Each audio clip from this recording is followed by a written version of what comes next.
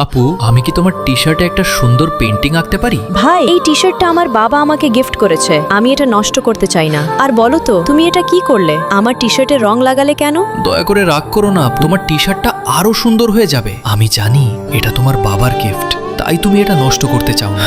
আসলে আপু, আমি খুব গরিব পরিবার থেকে এসেছি। আমার বাড়িতে আমি ছাড়া কেউ উপার্জন করে না। আমার সন্তান ঠিকমতো খেতে পায় না, আর আমার বাবা অনেক অসুস্থ।